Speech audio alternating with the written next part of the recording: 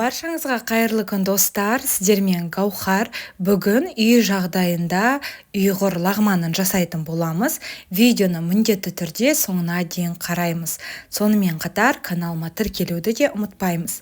Алдымен етті әдемілетіп, жұқалатып, дәл видеодағыдай турап шығатын боламыз. Одан кейін бізге пекин орам жапырағы керек болады.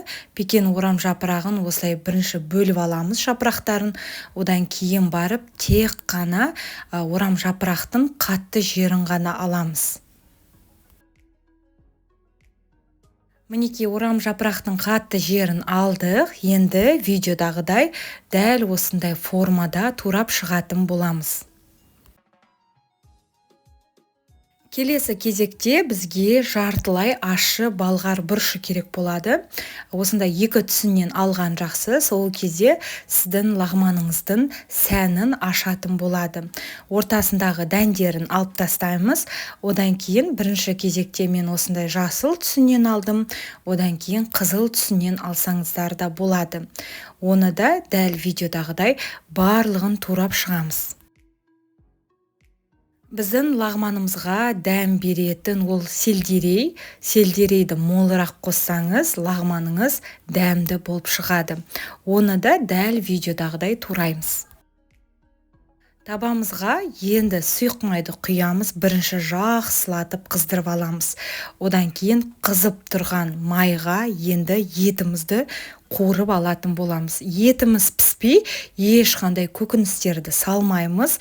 Яғни бірінші кезекте етті жақсылап қуырамыз. Лағманға көбіне жас малдың етін пайдаланған жақсы, өйткені тез пісетін болады.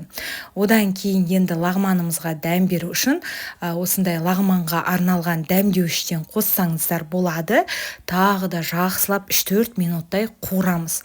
Одан кейін 3-4 ас қасық соя тұздығынан да осылай құямыз.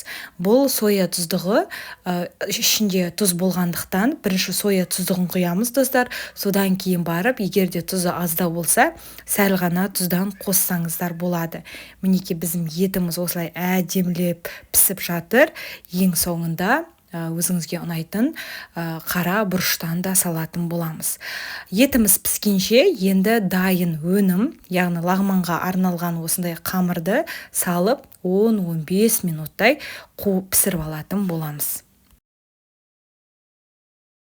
Ет мінекей пісіп дайын болғаннан кейін енді барлық көкөністерді салып осылай араластырып, қазанның қақпағын жауып 3-4 минуттай ғана қуырамыз.